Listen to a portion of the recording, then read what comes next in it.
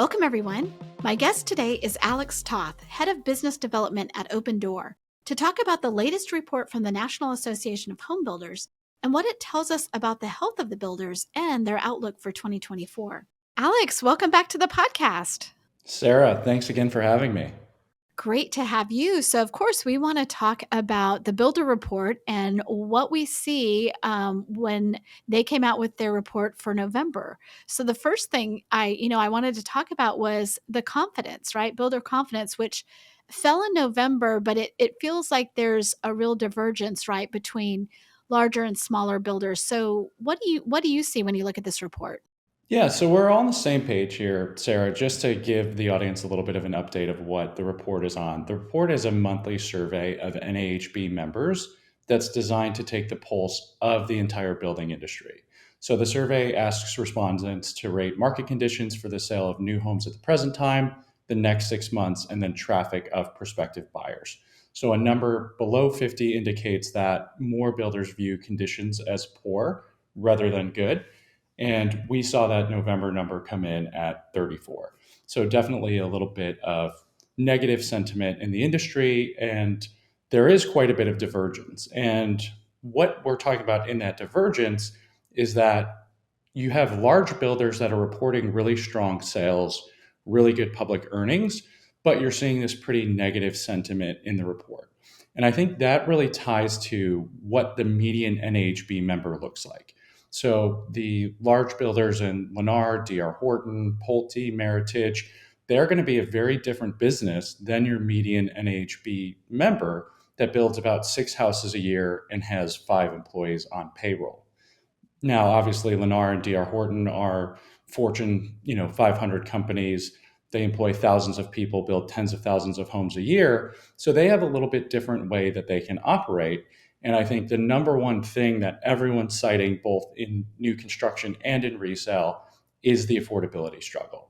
And so these large public builders have the ability to really lean into that affordability issue and offer rate incentives, rate buydowns, rate locks, which is really helping them move homes and is really providing them an advantage against the typical resale home or kind of that typical NAHB member who doesn't have the ability to do those types of things.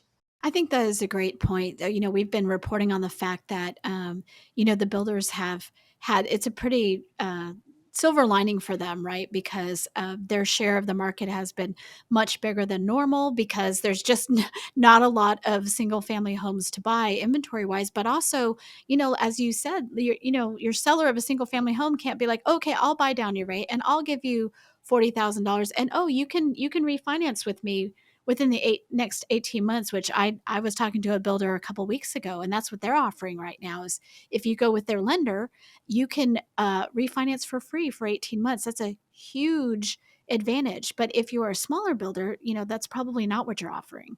Right. And that's exactly it. So when you look at that decline in confidence, I think that's going to be tied a lot more to that typical NHB member, kind of a very median sized builder, or even smaller than that. Whereas these larger builders have those benefits not only of being able to offer those rate buydowns, but they have the benefits of really strong land positions that they've built up.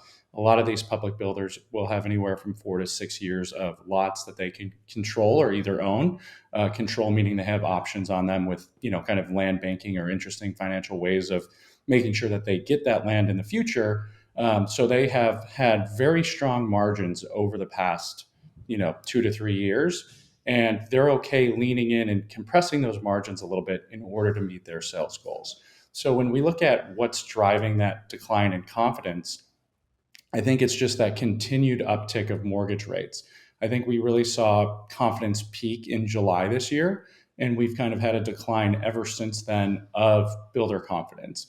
And so it's really all about that mortgage rate where, we were touching eights. I think we're now back down to about 7.5 last week, which I think was the largest decline since November of last year. And then also, I think just the general increase in rates really puts pressure on a lot of those smaller builders. They have higher cost of financing for their operations, and they have higher cost of materials for their operations today as well, whereas a lot of the larger builders are able to kind of leverage their economies of scale to keep those material costs a little bit lower. So builders saw their outlook for sales drop from 46 to 40, and then the sales expectations for the next 6 months dropped from 44 to 39. So I think it's really tied into understanding that buyers are sitting on the sidelines. They're wondering if rates are going to drop, and public builders simply don't want to wait and push those sales into the next year. They're going to lean in and use those incentives as much as possible, and they're okay with compressing their margins to do that. It's a great wrap up of why we see that divergence and what that means. Typically, do we see lower confidence in November just because of the seasonality of it? Yeah, we do, and I think the report is seasonality adjusted, but typically we do see sales fall off from September to October, and typically, you're going to see that about 3% decline in sales from September to October. This year it was about 6%. So I think that's kind of also contributing to the fact that this seasonality feels like it's going to be maybe a little bit worse than it typically has been, but that also varies widely by region. Well, you just segued perfectly into my next question, which was, let's talk about the regions and talk about, which region is doing best right now. Yeah, so we continue to see the Northeast kind of be the strongest in terms of sentiment. And I think that really ties into the fact that there is just a huge constraint on supply in the Northeast. And we see similar sentiment in California, particularly in SoCal right now. There's just simply not enough homes for people looking to buy. So builders are really the only ones that are bringing supply onto the market. So the Northeast fell 1 point to 49. The Midwest dropped 3 points to 36. The South fell 7 points to 42. And then the West posted a 6 point decline to 35. And the West is really where a lot of folks are keying in. If you listen to a lot of builder earnings calls, if you talk to a lot of builders, that's where I think there's a lot of concern right now. And I think it still goes back to the fact that those were some of these really, really large COVID run up markets. These were places where a lot of folks were moving. Your Salt Lake Cities, your Phoenixes, your Denvers, all were really, really strong COVID markets where people could move and have, a better quality of life during the pandemic. And I think what that did is obviously spurred a lot of new construction activity in the home building space. But you also probably have heard a lot about just the large amount of supply of multifamily coming in line in these markets. And so with those investments, there just is a lot more supply and a lot more options for customers. And as you look at that gap of renting versus owning, and really that spread being at pretty much an all-time high, you have a lot of customers that do have the ability to say, hey, I don't know if I want to buy a home right now. I don't know if I want to buy a new construction home right now. And there's some really great apartments coming online that I can go live in a brand new apartment and kind of wait this market out and actually save money in doing so. But kind of across the board in all of these regions, I think you kind of have very bright spots and then spots that are also kind of struggling or really kind of trying to attract the right type of net in migration. In the Midwest, there's a really good example of this where Indianapolis continues to be a really strong market. It's a very affordable market. And you just see a lot of labor moving into Indianapolis, whereas Minneapolis is struggling a little bit. You're seeing some population decline, some out migration, and then you have a growing retiree population, which is tending to kind of move out of those colder markets, right? And so we see examples like that across the board in each of these regions. And I think it goes back to something that I think we've all known for a long time that, well, we can look at US numbers. Housing continues to be a very, very local business. I love that. And I really appreciate that you brought up the multifamily angle because I do think, in the same places that builders can spread out and, have new subdivisions, like where I live in Texas, there's plenty of land to build apartments on too. I mean, where it's good for one, it's good for the other. And again, in the Northeast, it's not like there's a ton of places to put apartments. That's exactly right. And I think that's where we're going to continue to see kind of as we look ahead. I think we're going to continue to see some strength in SoCal, some strength in the Northeast in those markets. And it's going to be really interesting to watch as consumers do have choice in where these migration patterns lead to. I think a lot of industry observers right now are really, really focused on the jobs reports and really understanding, okay, as the Fed holds rates steady, are we seeing a slowing in labor growth, or are we seeing wages catch up to some of the inflation that we've had, and basically allow customers to get back to some level of affordability that's really missing in the market right now? Sorry, there was a really loud thing. Hang on. Alyssa, you'll just have to cut this little bit. Great points. Let's talk a little bit about the forecast, the National Association of Home Builders forecast for the rest of this year, which is not very long. And then, of course, all eyes are on 2024. We hope we're going to see interest rates continue to fall, not dramatically, but a little bit. So, would love to know more about what's their overall outlook as they look ahead. Well, the NAHB noted that they think macroeconomic conditions are improving and are going to continue to improve for the coming months. And you see a lot of builders kind of displaying that by buying more lots, planning to have more communities next year than they do this year.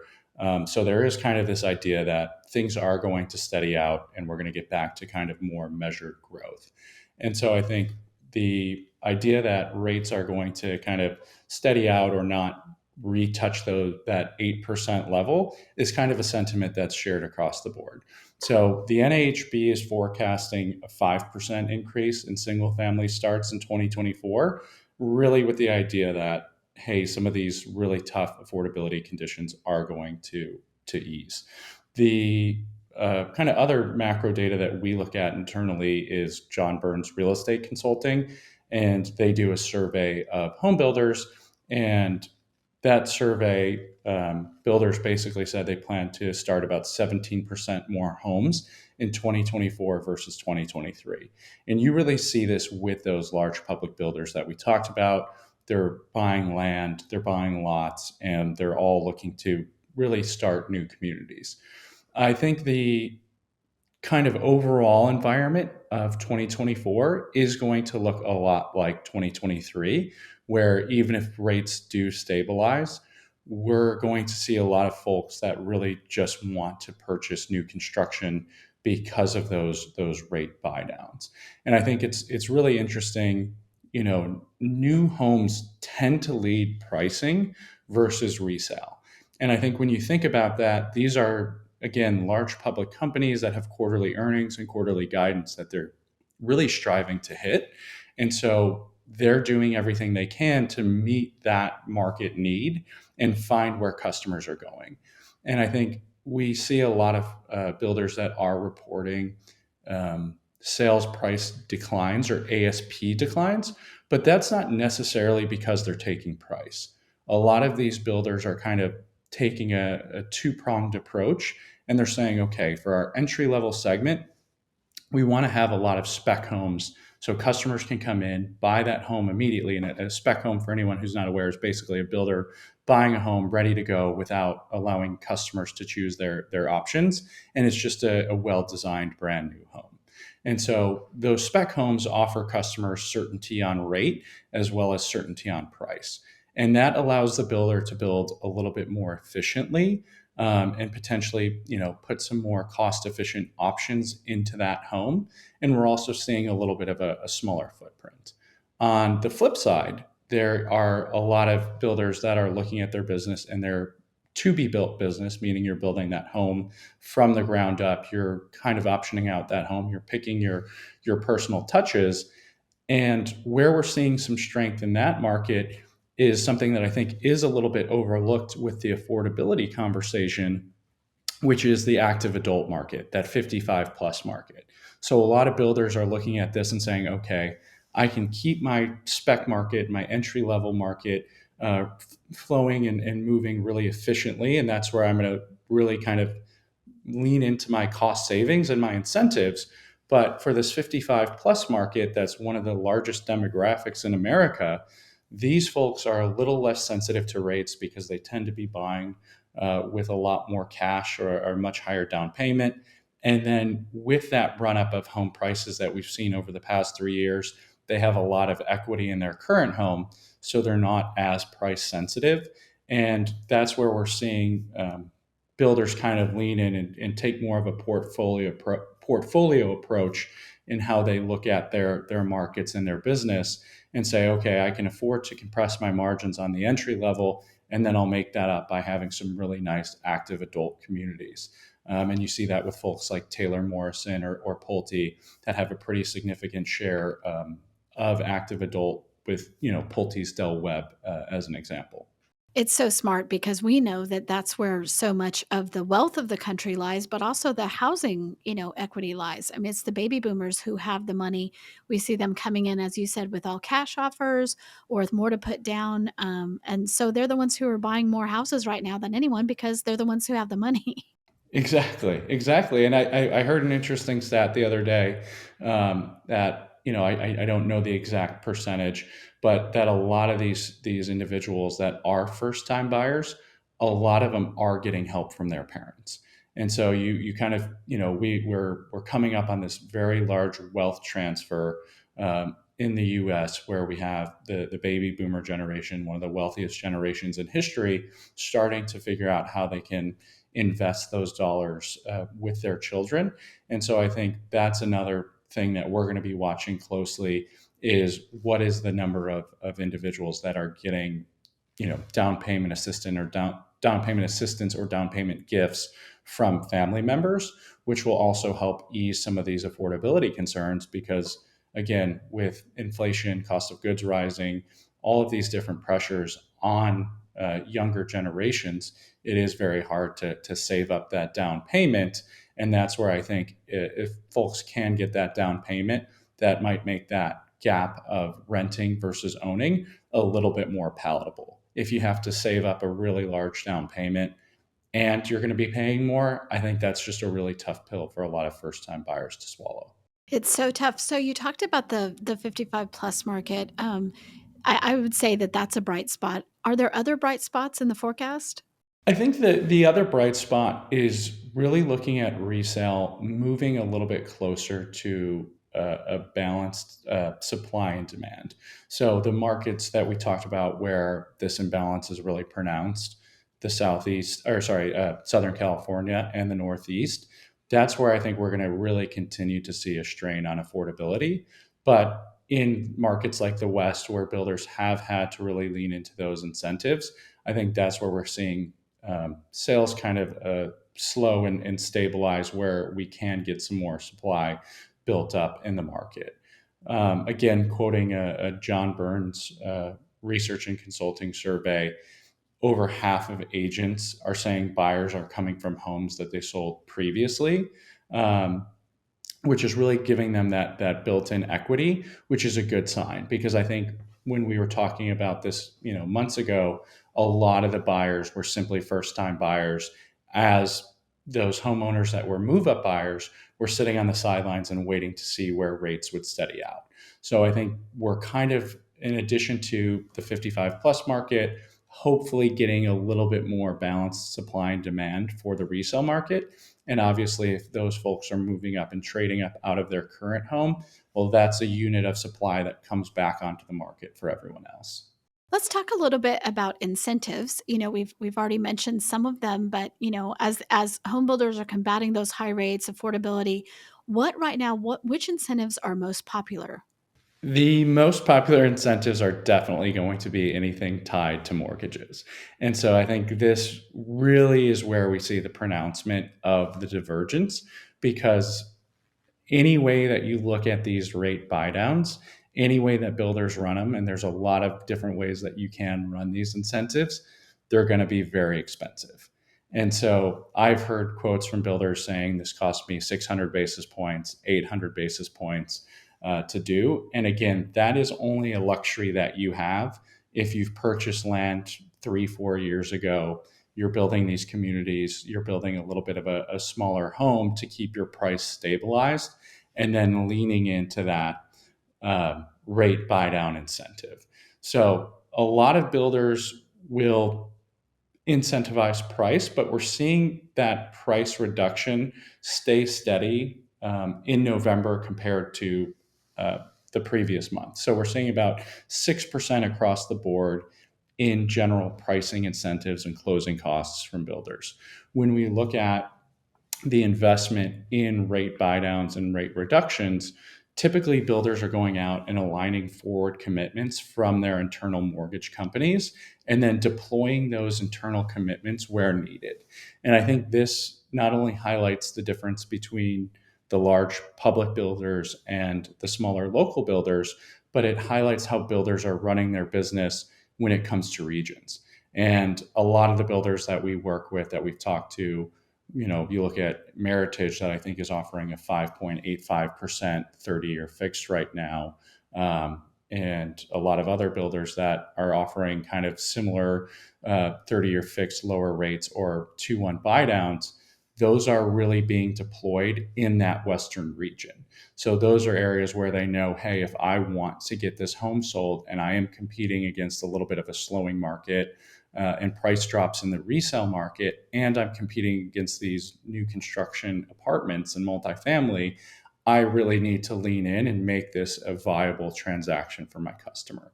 So I think we see a lot of that in the West regions, and seeing some really, really great incentives for customers looking into buy in a Phoenix or in a Denver right now. The thing that I think these incentives really tie back to is just giving that customer peace of mind and certainty. When you look at all of the pressures on customers today, it is a higher price, it's a higher rate, but we also see higher insurance costs, as well as just higher costs of everything in the home that they're going to be purchasing as a first time buyer. I do think that's where we come in really nicely as well with our builder program at Opendoor, is offering that certainty of saying, hey, you can go into contract with us and you'll be able to buy that home 9 months out. You know your rate that you've gotten from the builder, you know what your total monthly payment's going to be, and you know that your home is sold at a certain price.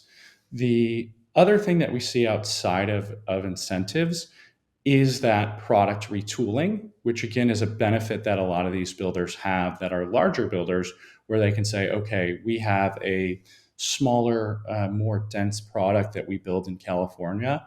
We're going to take that product to Phoenix, where we traditionally haven't taken it, or we're going to take that product to Austin, where we traditionally haven't taken it.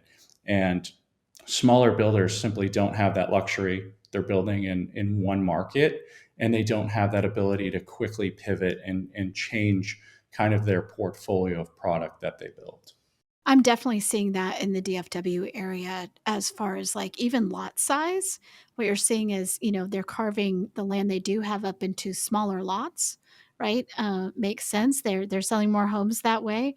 And again, to your point, if you're a smaller builder and you don't have that ability, it's just an advantage that the bigger builders have.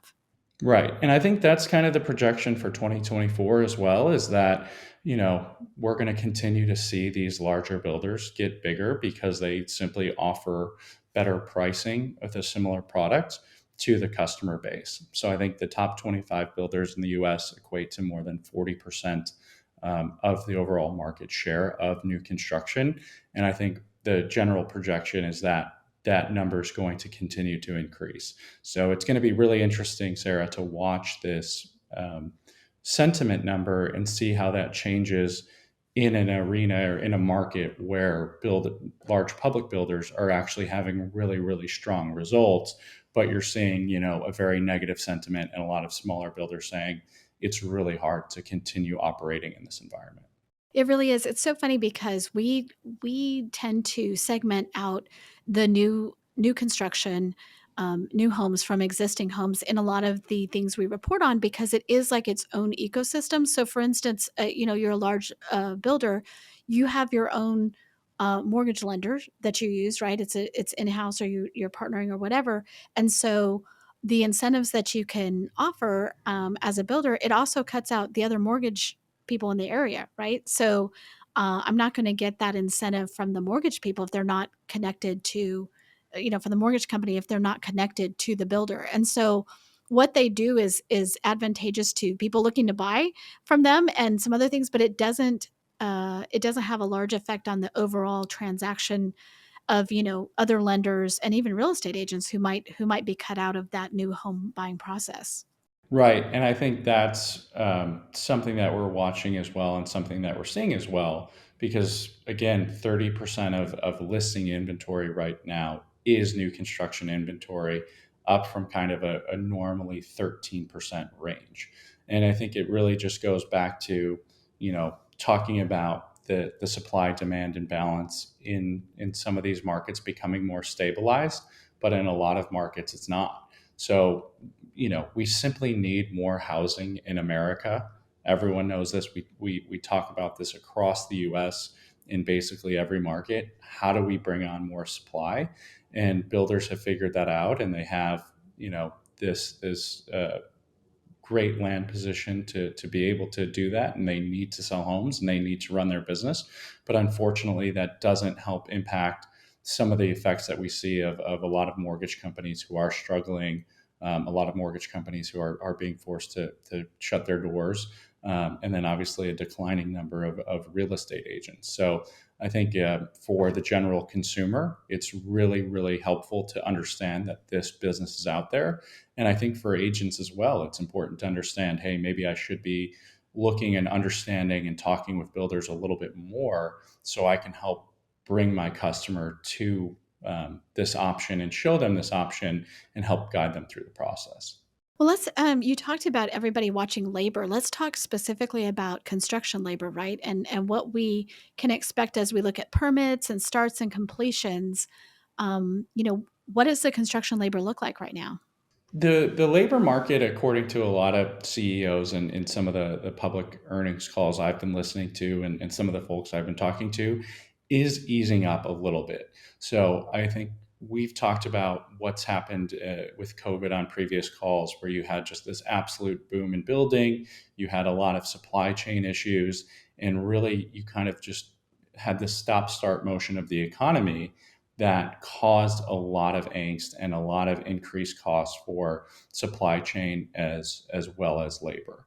And so now I think we're seeing a lot of that flow out of the system, where supply chains are getting back to their normal efficiency, and we're seeing pretty much no single cost increase that's really throwing any of the builders for a loop. We had obviously the lumber issue in 2021, where builders couldn't get lumber, they couldn't get windows, they couldn't get different things at different times, and so that's kind of filtered out. As builders look at starting a 5% increase in homes in 2024 versus 2023, a lot of this does have to do with the fact that the labor conditions are easing a little bit, and the supply chain conditions are easing a little bit, where they're able to be a little bit more efficient and a little bit better in their planning.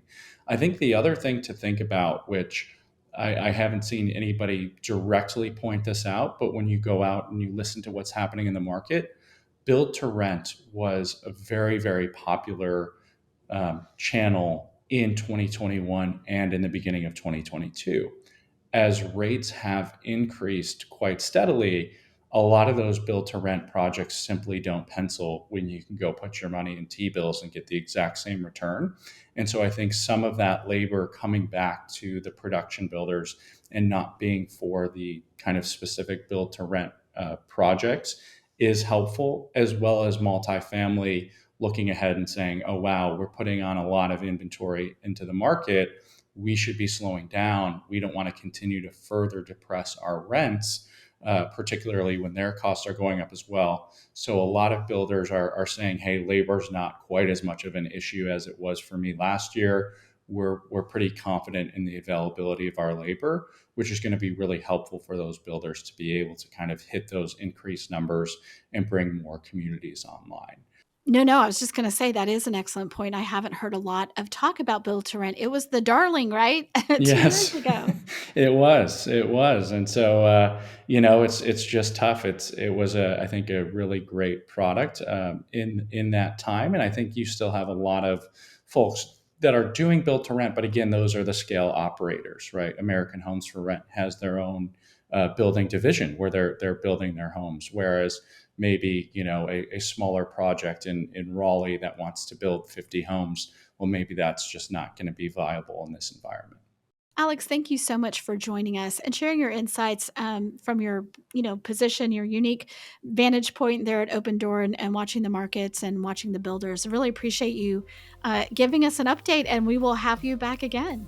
Thank you so much for having me, Sarah. I really appreciated the time today.